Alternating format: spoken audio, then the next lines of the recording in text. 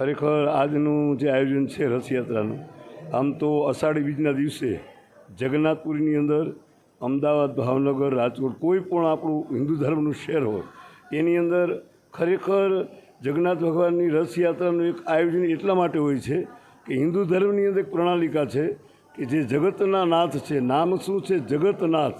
જગન્નાથ એટલે જગત આખાના નાથ જે છે પરમાત્મા.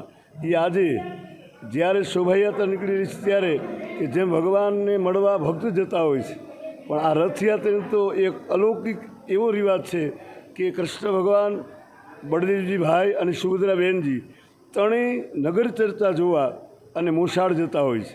અને આખા જગતની અંદર શહેરમાં, ગામડામાં જ્યારે તે બધાને દર્શન દેવા ભગવાન સામે ચાલીને જાય છે.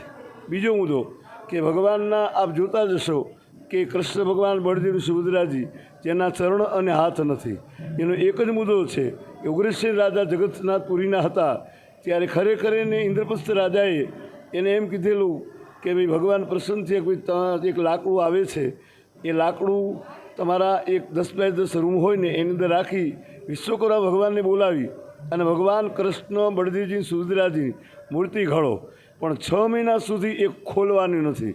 અને ભાઈ નગર ચર્ચા થવા લાગી, બધાનો દીવાનો, બધા રાણીને કહેવા લાગ્યા કે આ રૂમમાં કંઈક આશ્ચર્યચકિત છે, કંઈક ઘટના ઘટી રહી છે. એટલે કહે ને સ્ત્રી અર્થ છે ને, રાજાને કીધું ગમે એમ ત્યાં આ ખોલો, દ્વાર ખોલ, મારે જોવું છે. એટલે અધવિચારથી દ્વાર ખોલ્યા. એટલે ભગવાનની જે સિદ્ધાંત હતો, વચન આપ્યું હતું કે ભાઈ તમારા ખોલવા નથી થતો, અને ખોલ્યો એટલે ભગવાન વિશ્વકર્મા જતા રહ્યા. અને જે કામ અધૂરું રહી ગયું, હાથ ને પગ વગરની મૂર્તિ, ત્યારે ભગવાન પ્રસન્ન થયા કે જે હોય તે એ રીતે મારી શોભાયાત્રા કાઢી અને સ્થાપિત કરો. આ રીતે આપણા હિન્દુ ધર્મની પ્રણાલિકા છે. બીજું કે સનાતન ધર્મની અંદર એકતાનું પ્રતીક, એક હિન્દુ ધર્મની અંદર દરેક નાત, જાત, જ્ઞાતિ, ભેદભાવ, ઊંચ નીચ છોડી અને દરેક ભાઈઓ, બહેનો, વડીલો, માતાઓ, યુવાનો આ શોભાયાત્રામાં, આ રથયાત્રામાં એટલા માટે રસ લેવો જોઈએ કે આપણો સનાતન ધર્મ એકત્રિત રહે, સનાતન અખંડ રહે.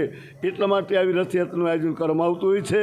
તો પરમાત્માને પ્રાર્થના કરીએ કે આ ભારત દેશમાં, વિશ્વની અંદર દરેકને સુખ શાંતિ મળે અને ભગવાન કાયમને માટે પ્રસન્ન રહે. એ રૂડા આશીર્વાદ.